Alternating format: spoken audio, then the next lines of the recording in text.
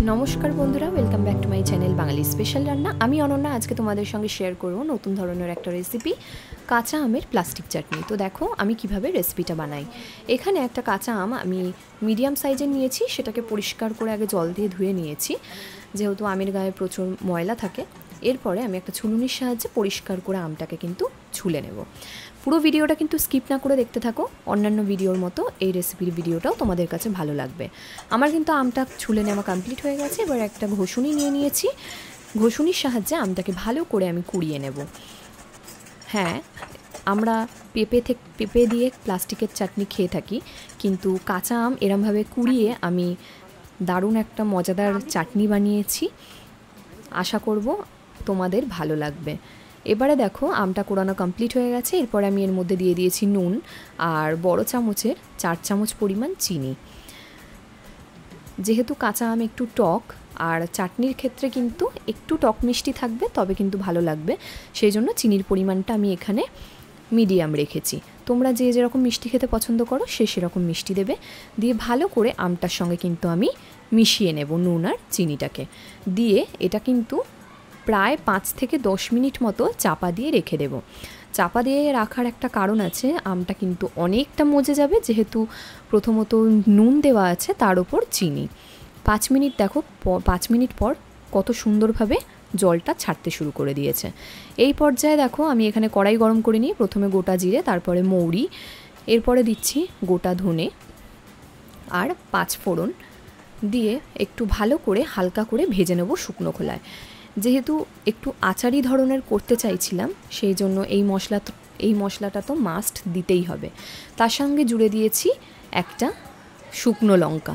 ঝালটা যে যেরকম পছন্দ করো সে সেরকম দেবে, তবে চাটনিতে খুব বেশি ঝাল দিলে কিন্তু ভালো লাগবে না।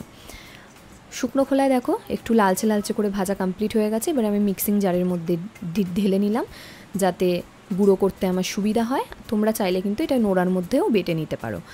এরপরে দেখো আমি কিন্তু আমটাকে দিয়ে দিয়েছি, যেটা আগে থেকে আমি রেডি করে রেখেছিলাম।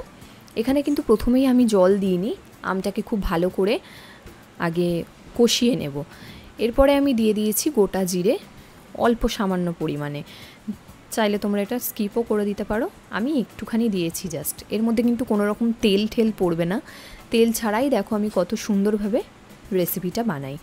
ফুটতে দেবো প্রায় 2 মিনিট মতো। 2 মিনিট পর দেখো আমের রসটা কিন্তু অনেকটা শুকিয়ে এসছে আর কালারটাও কিন্তু চেঞ্জ হতে শুরু করে দিয়েছে। তোমরা যারা আমাদের চ্যানেলে নতুন তারা কিন্তু অবশ্যই বাঙালি স্পেশাল রান্না চ্যানেলটিকে সাবস্ক্রাইব করে দিও, আর পাশে থাকা বেল আইকনটিতে কিন্তু অবশ্যই ক্লিক করতে হবে নতুন নতুন মজাদার রেসিপির ভিডিও সবার আগে পাওয়ার জন্য। এই পর্যায়ে আমি অ্যাড করে দিয়েছি 1/2 কাপ পরিমাণ জল। জলটা দেওয়ার কারণ হচ্ছে যাতে আমটা একটু ভালোভাবে সেদ্ধ হয়ে যায়। এরপরে আমি এর মধ্যে অ্যাড করে দেব আগে থেকে যে ভাজা মশলাটা আমি করে রেখেছিলাম সেই ভাজা মশলার গুঁড়োটা। ভাজা মশলার গুঁড়ো আমি এখানে প্রায় 1.5 চামচ মতো দিয়েছি, কারণ এইটা একটা ফ্লেভারটা খুব ভালো আনে, সেই জন্যই একটু বেশি পরিমাণে দিয়েছি। এখানে কিন্তু কালারের কোনো ব্যাপার নেই, তোমরা চাইলে হলুদ দিতেও পারো, তবে মনে হয় হলুদ না দিলেই ভালো। এইভাবে করলেই বেশি ভালো লাগবে। ঠিক আমি যেভাবে বানিয়েছি এইভাবে তোমরা বাড়িতে ট্রাই করে দেখো, নিশ্চয়ই ভালো লাগবে। 5 মিনিটের জন্য চাপা দিয়ে রেখে দিলাম। 5 মিনিট পর দেখো আমটা কিন্তু আমার পুরো রেডি হয়ে গেছে। ব্যাস, আর কিছু করার নেই, আমি গ্যাসের ফ্লেমটা অফ করে দেবো। আমার কিন্তু কাঁচা আমের প্লাস্টিক চাটনি রেডি। কেমন লাগলো অবশ্যই কমেন্ট করে জানাবে। ভালো লাগলে লাইক শেয়ার কমেন্ট করতে ভুলো না। Tata, thank you.